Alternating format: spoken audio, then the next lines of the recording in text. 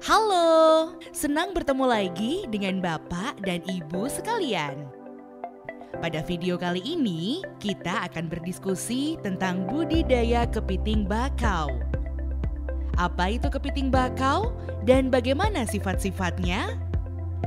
Kepiting bakau adalah jenis kepiting lumpur yang hidup di iklim tropis dan biasanya ditemukan di sekitar rawa bakau atau tempat berlumpur di lingkungan bakau yang dipengaruhi pasang surut air laut.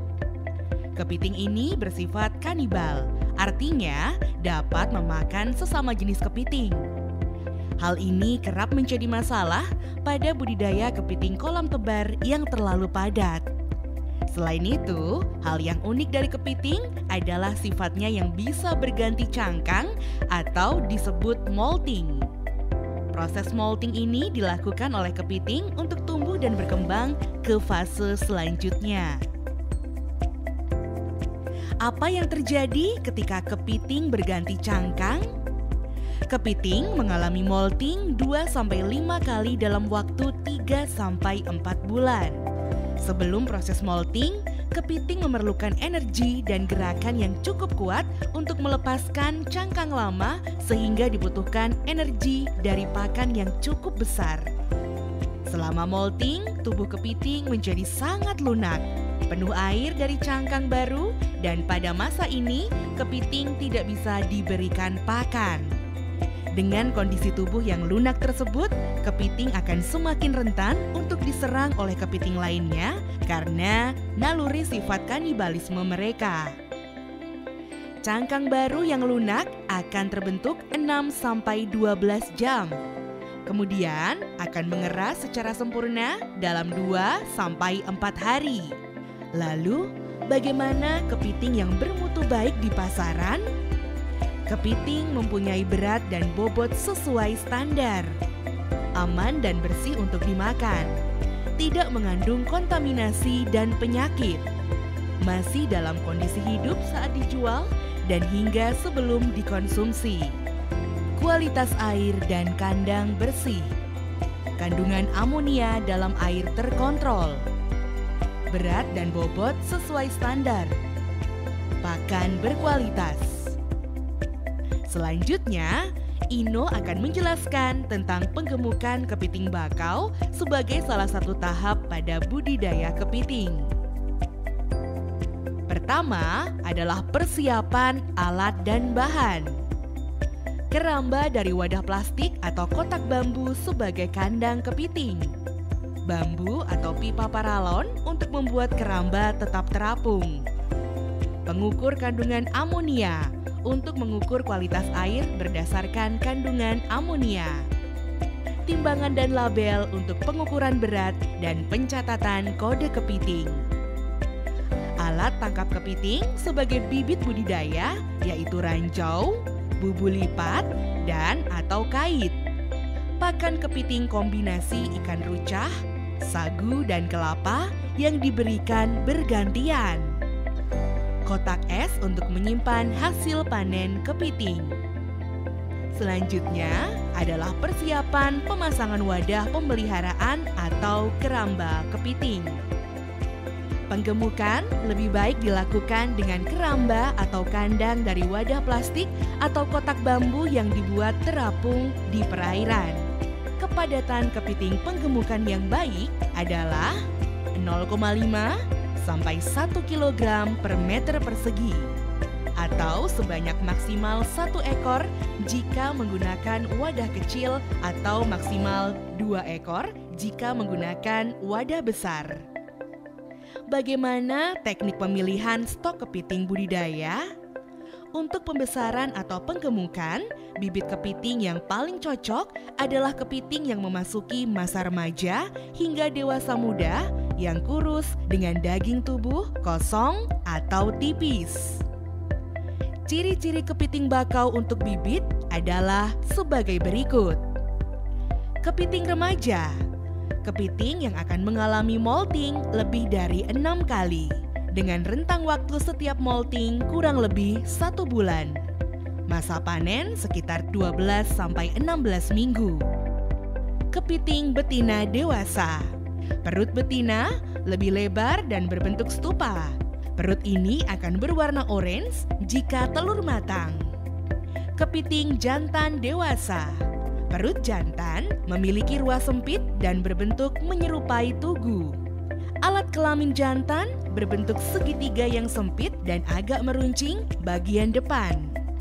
Kepiting dewasa, baik betina maupun jantan, memiliki masa panen 4-6 minggu. Penting, kepiting betina dewasa diambil secara terbatas dengan prinsip restoratif aquaculture untuk menjadi stok bibit unggul di alam. Pemberian pakan dapat membantu kepiting betina dewasa cepat mematangkan telur dan selanjutnya dapat melepaskan benih telur untuk keberlanjutan stok kepiting di alam. Prinsip ini biasanya disebut dengan nama restoratif aquaculture, di mana kegiatan budidaya selaras dengan aktivitas restorasi yang salah satu tujuannya adalah penambahan stok di alam. Peningkatan kapasitas lingkungan hidup kepiting atau restoratif aquaculture mengutamakan penangkapan hanya pada kepiting jantan dengan ukuran besar atau cukup dewasa dan mengurangi jumlah tangkapan kepiting betina atau petelur. Membatasi jumlah stok benih kepiting yang diambil dari alam. Semua nelayan kepiting bakau komersial harus lengkapi buku catatan untuk menjadi database. Budidaya kepiting jenis kelamin tunggal dapat meningkatkan keuntungan ekonomi. Budidaya penggemukan dengan kandang mangrove atau keramba sel dapat dikembangkan untuk peningkatan nilai jual pasar, yaitu sistem pemanenan selektif 2 bulanan dapat meningkatkan keuntungan. Pada tebar 1-2 kepiting per meter persegi yang diberi pakan berkualitas. Teknik pemberian pakan. Jenis-jenis pakan yang bisa dipilih antara lain: pakan yang umum adalah pakan dari ikan rucah atau ikan yang dihancurkan. Ragam pakan hewani lainnya seperti kepiting kecil, daging kerang, jeroan, atau potongan sisa limbah pemotongan hewan atau perikanan, dan lain sebagainya. Pakan non-hewani. Pakan non-hewani juga dapat digunakan sebagai alternatif tambahan seperti sagu dan kelapa. Kepiting bakau adalah hewan nokturnal yang lebih aktif pada waktu malam hari. Biasanya saat siang hari, kepiting akan terkubur untuk bersembunyi di dalam lumpur dan baru akan muncul ke permukaan saat matahari terbenam. Oleh karena itu, ada beberapa catatan dalam pemberian pakan untuk kepiting. Pemberian pakan harus rutin ketika tidak ada matahari, yaitu pada pagi hari sebelum pukul 7 pagi dan malam hari antara pukul 5 sampai 7 malam. Pemisahan kepiting dewasa baik jantan dan betina setelah umur 1,5 bulan untuk menghindari resiko kanibalisme yang tinggi. Kepiting kurus atau kosong diberi makan selama 4-6 minggu agar cangkangnya mengeras dan otot daging berkembang. Dan dalam kasus jenis kelamin betina dapat membantu perkembangan telur hingga matang. Teknik pengukuran kualitas air atau amonia. Mengontrol tingkat kandungan amonia di dalam air budidaya kepiting penting dilakukan untuk menjaga kualitas air. Kandungan amonia yang terlalu banyak dalam air dapat menyebabkan kepiting mati. Kontrol kandungan amonia dalam air tambak merupakan masalah yang cukup kompleks. Berikut adalah beberapa cara untuk menurunkan kadar amonia dalam air budidaya, yaitu mengurangi jumlah pakan ikan, meningkatkan aerasi atau pergerakan dan arus air kolam, dan meningkatkan kedalaman kolam.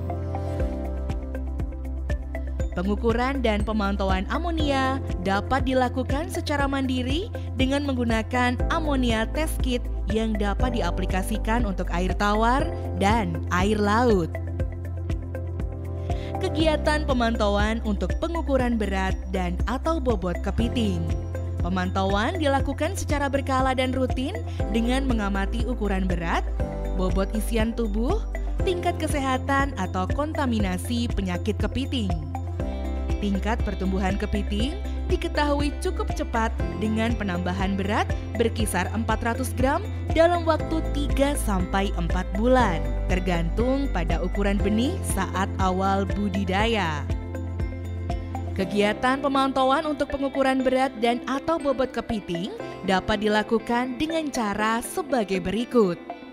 Sebelumnya, pada setiap wadah kepiting telah diberikan label kode penamaan untuk penanda.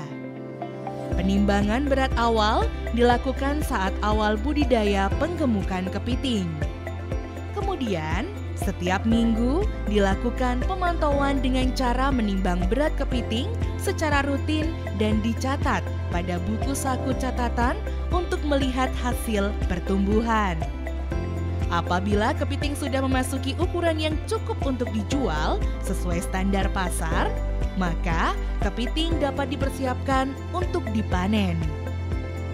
Berikutnya adalah kegiatan yang paling ditunggu, yaitu panen dan pasca panen kepiting bakau.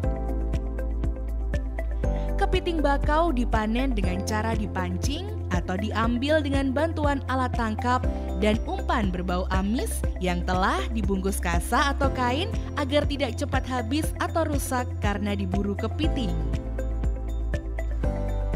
Kemudian, kepiting hasil panen dipisahkan setiap individunya, yaitu antara kepiting bakau yang sangat gemuk dari jenis jantan dan betina petelur matang. Karena kepiting bakau yang bertelur matang akan lebih tinggi harga jualnya. Hanya sebagian dari kepiting betina dewasa bertelur matang yang akan dijual, karena sebagian lainnya perlu dilepaskan kembali ke alam bebas untuk stok keberlanjutan atau restoratif aquaculture. Setelah panen, kegiatan selanjutnya adalah pasca panen. Pasca panen yang baik akan menghasilkan kepiting tetap dalam keadaan hidup dan segar sehingga nilai jual juga baik. Berikut adalah cara-caranya.